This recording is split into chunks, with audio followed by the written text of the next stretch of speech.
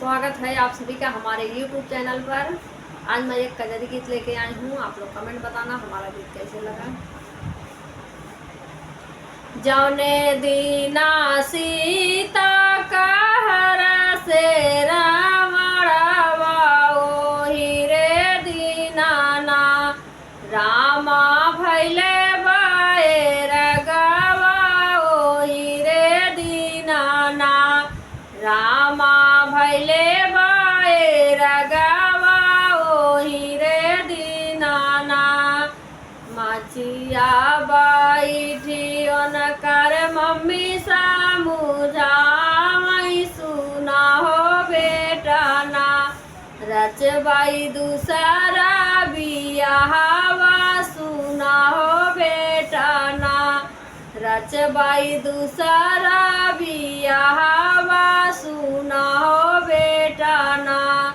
कैसे का रचबू मम्मी दूसरा बियाहवा नहीं हो बिसराइना सीता कमागे कैसे नुरावा नहीं हो बिसराइना उनके माथे कई टीकावाना नहीं हो बिसराइना उनके मागे कई टीकावाना नहीं हो बिसराइना जौने दीना सीता का हर से रावणवा ओहि रे दीनाना रामा भैले बैरगवा ओहि रे दीनाना रामा भैले बैरगवा ओहि रे दीनाना मचिया बैठी कर चाची समझावई सुना हो बेटा ना रचबाई दूसरा बियाहवा सुना हो बेटा ना रचबाई दूसरा बियाहवा सुना हो बेटा ना कैसे करचबू चाची दूसरा बियाहवा नाही हो बिसराइना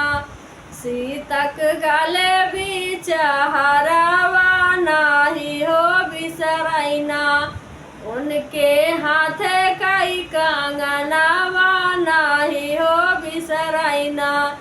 उनके हाथे कई कंगनावा नाही हो बिसराइना जौने दीना सीता का हर से रावणवा ओहि रे दीनाना रामा भैले बैरगवा ओहि रे दीनाना रामा भैले बैरगवा ओहि रे दीनाना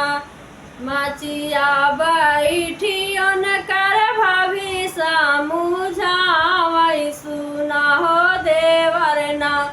रचबाई दूसरा बियाहवा सुना हो देवरना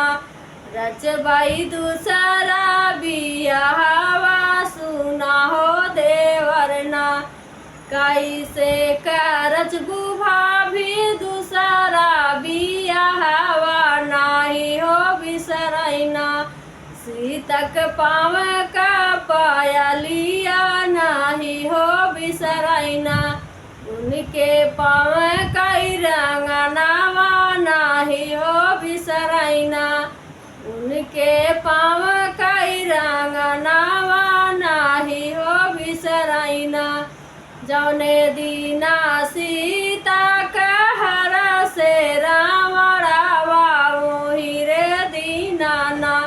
रामा भैले बैरगवा ओहि रे दीनाना रामा भैले बैरगवा